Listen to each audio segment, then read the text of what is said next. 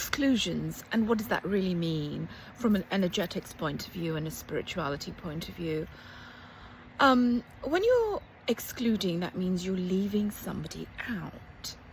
And the question really here is, why do human beings feel the need, subconsciously or consciously, to leave people out? Subconsciously we do it because there's a sense of belonging that we need, with a group of people that we want to fit in. And it really starts at school, doesn't it? Why is bullying really under the radar all the time and schools doing their best to prevent it? Because kids, without realizing most of the time that they're doing this, is they become quite cliquey with groups, and certain people are popular and you want to be part of that, and some people form groups to make you feel that sense of what really is essentially a sense of belonging, but the other person feels left out, other people feel left out. And that being left out really is a start of something, of a wound, of something about me isn't right, something that's missing, I'm not good enough. And that's really how it starts. And then, there is obviously bullying in the workplace, or people feeling left out.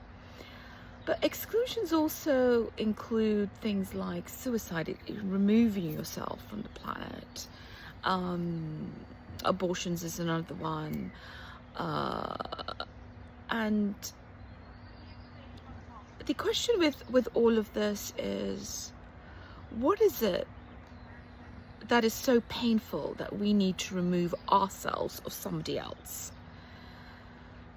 And that's really a very deep inquiry about how humanity works and how it's panning out.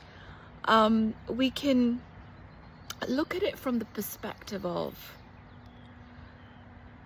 if we make a conscious effort of not making other people feel left out, not from a point of making controlling and fixing, but our actions where we're looking for approval from a group of people or a sector of people, that we consciously, when you were trying to form a community, that the side effect of that is that we're actually leaving somebody out. And this really happens a lot when religion comes into play. Although the goal of religion, and there's no religion that says, to leave anybody out or exclude anybody. It's actually quite the opposite.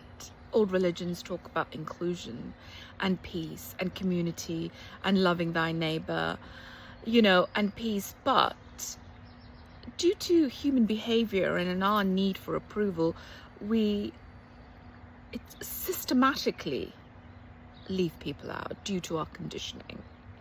Be it our family conditioning, be our cultural, be our societal conditioning, they all subconsciously come into play.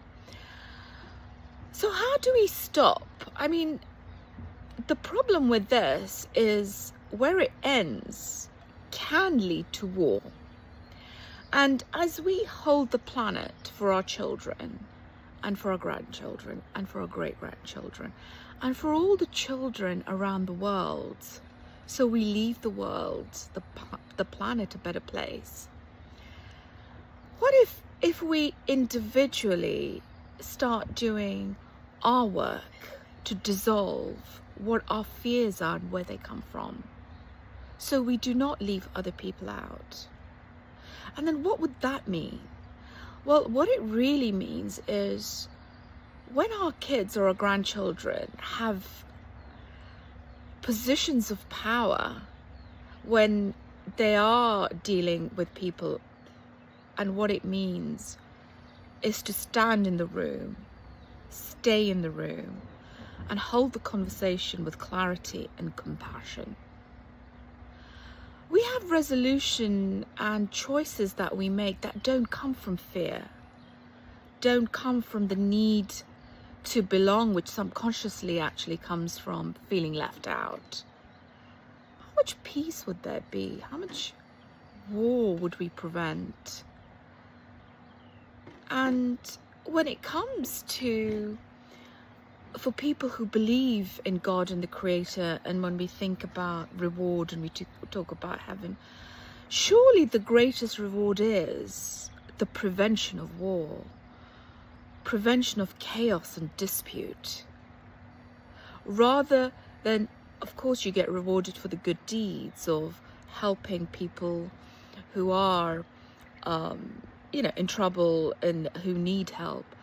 But can you imagine countries being helped because somebody in your family's made the decision to hold that space with compassion and clarity and not let their fears come into the space, so they can stay in the room and make that decision?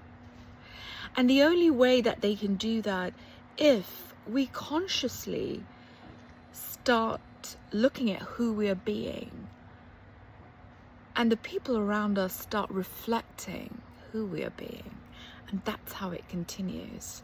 So that's the inquiry for you. Who are you being?